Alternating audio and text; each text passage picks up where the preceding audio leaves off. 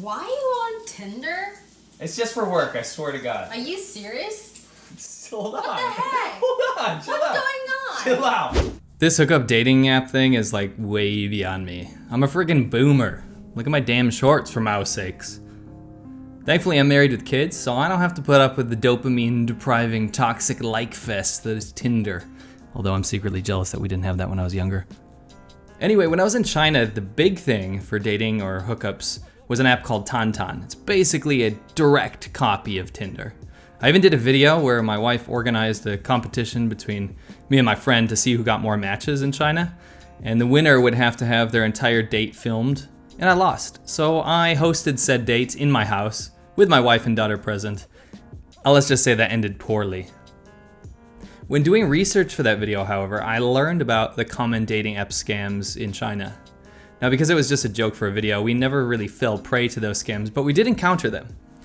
Now, one of these scams is where the online date will want to eat at a specific venue, and they rack up a huge tab for you to pay for.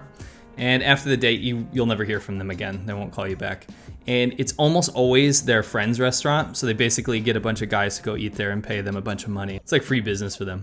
There's another one where basically you'll match up with someone on Tantan, and then they'll say, hey, listen, I forgot to bring money for the cab fare where we're supposed to meet. Can you send me WeChat Pay? And that's the thing, is that in China, everyone uses WeChat, which is like a social media Facebook Messenger type app, but it's got everything built into it. So it's like your one ticket passcode to get through China, and you can pay for stuff with it. Like, a lot of people don't even carry cash anymore. So the girl will ask for, like, I don't know, 80 RMB or something, like $10 for a cab fare to wherever you're going. And then you'll send it to them, and then they'll just delete you. They'll block you. So these girls make quite a killing because you get a match. All you have to do is set up a date, which can be the same day. You could probably get, 100 of those done if you really wanted to really rack up the cash. Keep in mind, they're all using fake profiles, fake pictures. You can't trace these people. They'll have burner numbers tied to them. But that's enough about the China ones. The scams, these Chinese scams, are now on your doorstep on Tinder. Let's do a deep dive and see if we can bait and troll some of these scammers. So I got this idea from a subscriber I have in Australia, and he had been going on Tinder and finding all of these fake-looking Chinese profiles, and he was really curious, so he started kind of bait and switching them and gave me the idea to do the same. So what I did was I got Tinder and I hopped around into different countries and different areas to see if I could get these fake Chinese profiles and engage them in conversation for a bit of trolling. So we decided to name our character Christopher Robin. You guys do the math. Now, you actually had to go in and put in all this information, and I was a little bit worried that you'd have to actually use real information to verify it, but it didn't turn out to be like that. So now I can understand how many crazy accounts there are. Of course, his birthday was the anniversary of Tiananmen Square massacre. He was a man, and then I wanted to actually see the more thing, and I mean no offense by this, for real. But if you click more, as opposed to being a woman or a man, it gives you all these options. And I'll be honest, I can actually understand most of these. Like when I typed in man, you can search for genders, right? But can someone please tell me, and I'm not being rude, but what is a mangalamuki? I legitimately have never heard of that in my entire life. Anyway, my sexual orientation, of course we wanted to make him straight. There might be gay versions of this, like these scammers out there, but I haven't heard of any. It's usually some very photoshopped Chinese girl. Of course, we just wanted to see women in this case because that's where the scammers are. And I decided to go to the University of Melbourne. I'm not super familiar with Melbourne, but I do know that that is a university there. My passions were travel, volunteering, athletics, obviously, dog lover. And I threw in running. I wanted to be the blandest, most dupable person in the entire world. And there we go. I chose some photos that I got off of stock picture websites. And there we had our profile. We were all set. Unfortunately, we had to get Tinder Gold so that we could hop around the world and also get unlimited swipes. And so the search began. What these girls do is they'll often say that they're from Hong Kong when in fact these profiles are from mainland China because it instills a bit more trust in the person. A lot of people know that Hong Kong is like a first world developed country, and China also is known for a lot of scams and stuff. If you've been to Beijing Silk Market or anything like that, you'll know that you have to be wary. So they'll play this really long game, and they'll lead you into you believing that they have some sort of insider trading tip about cryptocurrency, like a new coin. It's probably like an altcoin. And they'll talk to you for a really, really, really long time before you even bring it up. But some of the girls are just vicious and they'll go straight up into it. So Christopher Robin went on the hunt.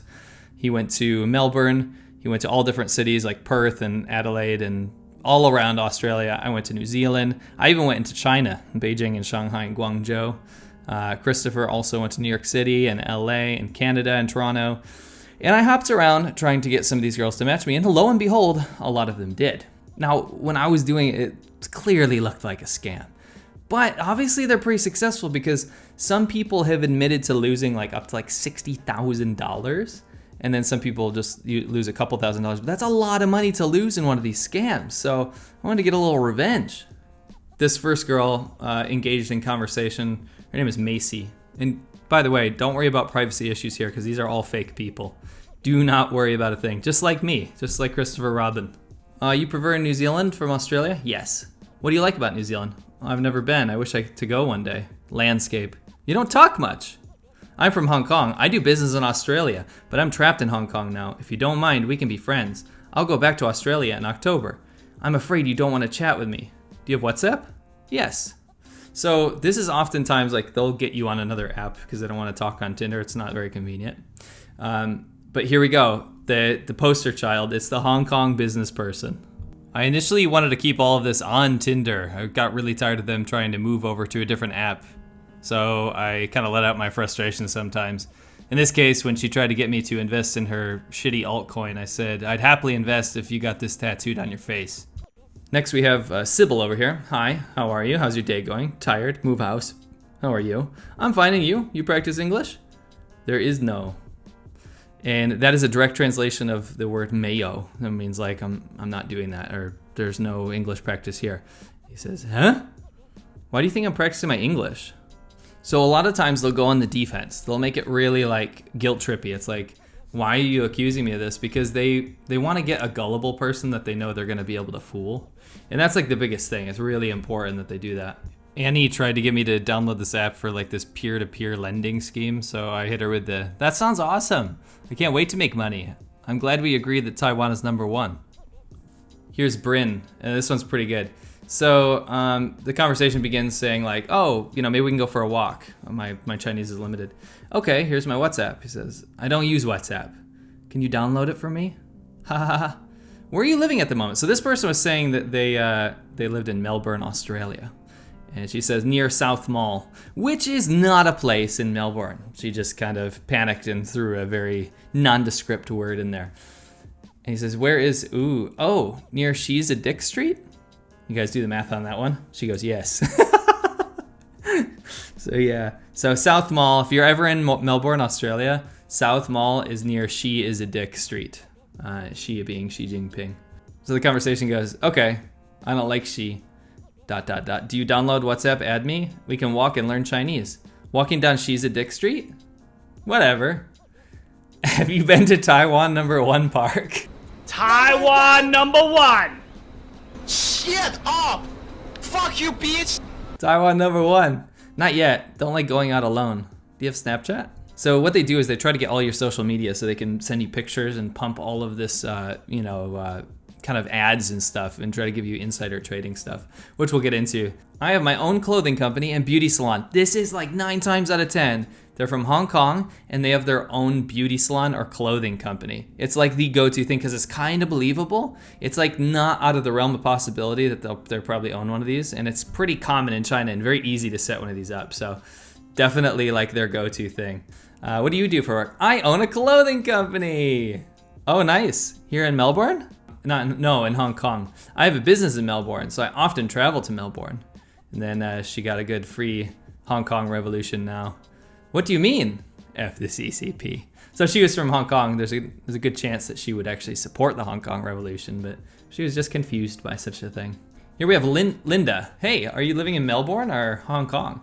My home is in Hong Kong. I'm on a business trip in Australia now, but I'm in Melbourne. How long you stay? I need to stay in Australia till October. You? I live here. Where in Melbourne you staying? The hotel. along Melbourne's Magic Boulevard. That is not a place in Melbourne, by the way. I've asked. But, the hotel. Just the hotel, dude. The one. Oh, cool. I work at the shopping center on She Poop Lane behind the hotel. This girl is super annoying, so I just hit her with a, I'd happily invest if your leader wasn't a robot, with a really sick Xi Jinping gif. Anna T moved over to WhatsApp now. So they get you in here, and we had to do a situation where I had to actually add people, because at this point we had to see what they wanted to send us. So she's asking, are you live with your family? Alone? Me too. Why don't you live with your family? I prefer being alone, visit parents. You? I'm divorced, so I don't want to live with my parents. Oh, sorry to hear. It's okay. So then the conversation goes here. Hi, how are you? I'm okay. How are you? I'm fine too. You've changed. That's good. Uni has started. I got less time now. Okay, so she's playing the long game here. Cry. What happened? I want more free time. Wait a few minutes. I'm preparing to trade. Good luck. Thank you. I'm over. So she just dropped the hint. And what do? What they do is they start spamming you with all this kind of information. This girl here says, I'm studying stocks and I'm going to go up. Sounds good. Just play with stocks when you're bored, waiting for guests to work. Yes. Gold rose fast. Uncertain times. In Hong Kong, the stock market is very hot and may make a fortune all at once. Maybe, but I only have $3,000, so I can only make a small profit. It's okay, better than nothing. Yeah, it's better than nothing. Hope for big gains. Don't be greedy when playing stocks. So they dropped this thing where it's like, oh, it's a pretty small investment, but at the end of the day, like, you could still invest.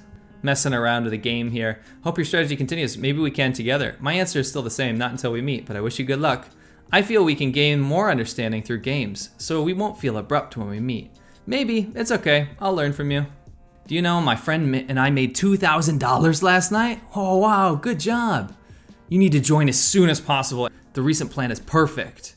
Let's hope it continues when we meet, so we keep pushing this narrative that we have to meet and then we'll invest. My uncle is an investor. He will give me some plans. I always follow the plan.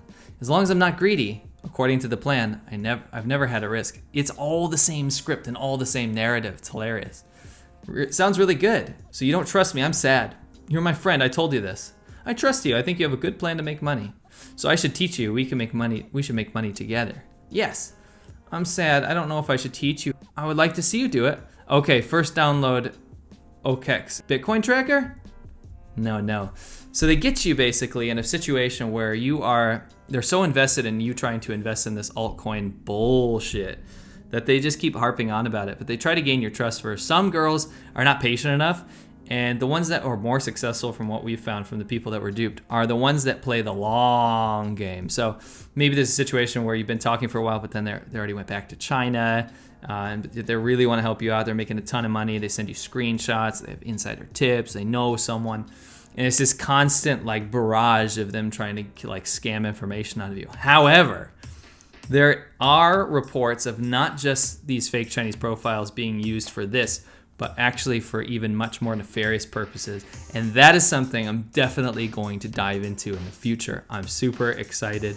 And it's been really fun to hop around the world, despite what my wife thinks. But it's been really fun to hop around the world and try to bait some of these accounts. I hope these fake accounts didn't get too excited for Christopher Robin, because in the end, they didn't get anything out of us. But we did have to pay for Tinder Premium, which kind of sucks. I had to waste my money on this. But if you guys enjoyed it, it's all worth it. If you guys enjoyed my content, don't forget to go to patreon.com/Lao86. You can talk to me directly. I check my messages there every single day. Sometimes I post some content up there too.